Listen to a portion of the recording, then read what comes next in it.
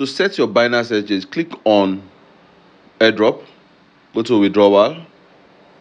So you have to click on Binance Exchange. If you have a Binance account, a verified Binance account, yes, then you need your Hamster deposit address. So you go to Binance, go to deposit, click on deposit crypto, search for Hamster token, that is HMSTR, Hamster Kombat. Then you click on it. You make sure it's turn coin, that is turn. The network has to be turn.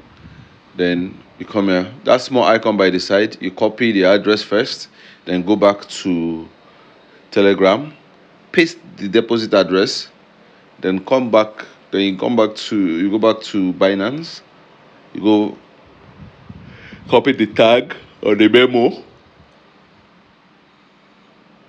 paste it, then you have to save and choose. After pasting, save and choose. That's all. You are ready to go.